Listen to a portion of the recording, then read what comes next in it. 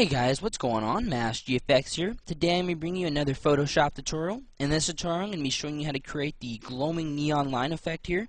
Now there are quite a few tutorials up on this already. However, there are very few tutorials that show you how to create the different color flows here. So it's a very simple effect, and I feel a lot of you guys would really enjoy to see this one. So what we're going to go ahead and do is bring up our image. As you see, it's the same image. We're just going to start from scratch here. First thing you want to do is bring up a new layer, and then we're going to bring up our pen tool. We're going to make sure it's selected on the middle one right here on your path selection, and what it's going to allow us to do is click and make points here, and it won't fill them in. So now that we have that selected, what we're going to do is we're going to take our pen tool, we're going to click to make a point, then we're going to click and make another point. We're going to continue holding down our left mouse button, and we're going to drag off into a diagonal direction until it creates a nice little curve right there. And we're going to continue to do this all the way around her body. You can get as close or as far away as you want. What I'm doing for here is trying to continue with the shape of her body. And then we're going to get it nice and thin at the bottom there. Alright, now that we have that done, the next step we're going to want to do is bring up our brush tool. So we're going to hit our B key, and then we're going to right click, and we're going to scroll up to the top here. And for this one, for the image on this, I'm going to be selecting the brush size of 9. And what we're going to do is go back to our pen tool, and then we're going to right click, we're going to hit stroke path, we're going to make sure it's set on brush and click OK. As you can see, it just stroked the entire brush path that we just made with the brush size that we selected and the color that we have. Now, in order to get these lines off, you have to do is hit enter one more time. Now, and as you can see, it's just one plain color right here. Now, this is where I'm going to show you how to create the multi-color effect. What we're going to do is we're going to create another new layer. We're going to again hit up our B key. We're going to right-click.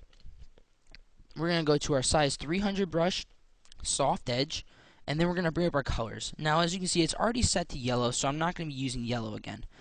For this, I'm going to be selecting a hot pink first. I'm just going to hold down my left mouse button and then go over, certain parts of the line. And then again, I'm going to bring up another color. This for selecting, I'm going to select a nice blue. Then continuing following along the path.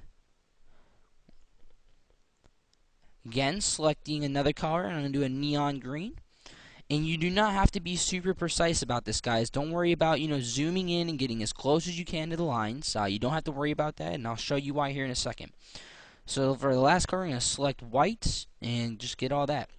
As you can see, it's a complete mess right now, and it doesn't look anything like what I showed you before. Now, here's how you fix that problem.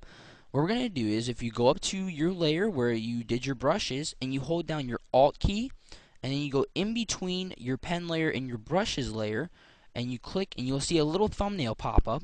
Now, if you click on that, it will create a clipping mask to the line that you just made. So as you can see, we have that nice little, color effects right here. And next we're going to do is we're going to bring it out and add that neon, the really nice glow effect to it. So for this, we're going to go to our pen layer that we created the shape on. We're going to double click to bring up our blending options. For here, we're going to do an outer glow. We're going to set the blend mode to normal. We're going to set the color to white for this one. Opacity to 100%. And you can mess with the spread and size as much as you wish. And we're going to set it to about 8. The next thing we're going to do is we're going to add a stroke. We're going to set the size to 1. Set the color to white. And it'll create just a little bit, it'll add a nice little stroke on the outside of it just to bring it out a little bit more. Go ahead and click OK. And from here we're going to give it that effect where it's behind and coming in front of her body. So in order to do this, we're going to zoom in a little bit. We're going to bring up our eraser tool. We're going to make sure it's selected on the, for me, I like to have it on the soft edge eraser. Now, as you can see, what this is going to do for us is if we hold here, it doesn't exactly erase like a normal brush would, or a normal eraser, I'm sorry. But what this will allow us to do is we can get really, a really nice selection here as close to her head as possible, because it will slowly, fade away the pixels of the brush that we did. So we can get nice and close here.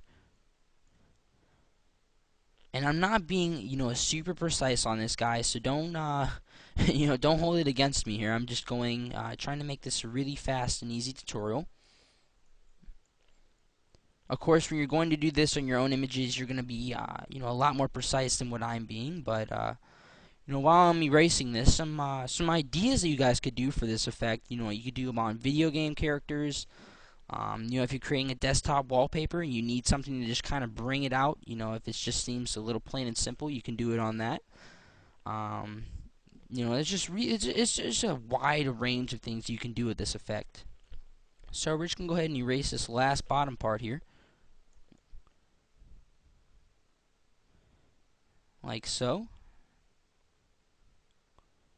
Alright, now that we have that done, we can zoom back out. And I see it's a little bright for me. It wasn't that bright in our first one, as you can see.